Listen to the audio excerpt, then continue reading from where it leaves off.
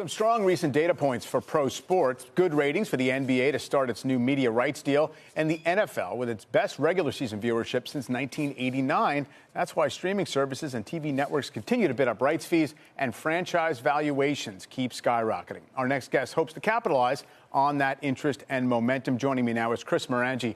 He is co-CIO of Value at Gabelli Funds, one of the portfolio managers of the newly launched sports-focused ETF, GOLS. Chris, good to see you. Glad to be here. It's been obviously a constant theme. It's where the eyeballs are. How does this ETF try to capitalize on that?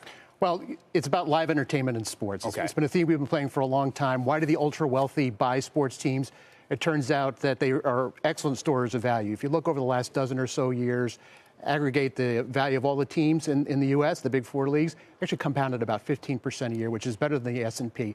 And it turns out that a lot of these teams share the characteristics of good businesses that we look for. The customers are literally fans, so they got pricing power, a lot of recurring revenue, low capital intensity.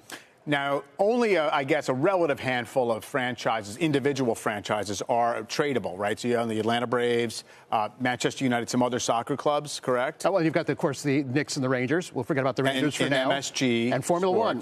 And Formula One, There are actually right. about 30 or so teams, leagues, and promotions that are publicly traded around the world. Now, the standard understanding of those things is that the asset values tend to always go up, and by a lot. But as an operating entity, maybe they're not throwing off a lot of profitability. Does that matter?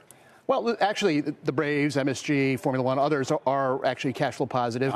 Obviously, they're running those teams to grow asset value over time. And they are, again, stores of value for that reason. So, it depends on the particular club. You also own some of the media companies that do, kind of broadcast. Sure. There are the broader sports ecosystem includes venue owners. It includes some of the sports data companies and, of course, some of the media companies like your parent, Versant. Yes, so Versant as well. Now, I guess that would suggest that you don't think that the sports rights are always overvalued or something like that. In other words, not one side of the equation is getting the better part of the deal. 7 of the top 10 programs last year were sporting events. So that's only because there was an election last year. It would be 10 out of 10 in a non-election year. Right. Sports drives viewership around the world.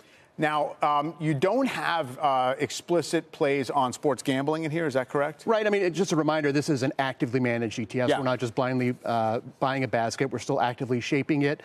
But, sports gambling has, I think, on net been a positive for the sports ecosystem. It's driven viewership. You tune into a blowout just to see if your prop bet pays off. For sure. You also make the case that this entire realm, this live entertainment world, is somewhat AI insulated. Is that going to remain the case, do you think? I don't know. How do you replace the players on the field? It's certainly a good complement. I think certainly in the short to medium term for a portfolio that has been dominated by AI. A complement in the sense that, you don't have to worry about it being disrupted. I was pretty happy owning a lot of the Atlanta Braves baseball club in April of 2025. Yeah, for sure. Now, is there any way in which somehow AI becomes an enhancement to any of this, or we can just sort of not pay attention to it? Well, yeah. I mean, listen, AI is the mega theme of the next decade. It's going to impact us in ways that we can't think of, for both better and worse. Yeah, and Formula One, I know, not really AI, but everyone talks about how it's basically a technology business, right? For sure. I mean, it's very high technology, both there and in their motorcycle promotion, which they just bought last year. Oh, interesting.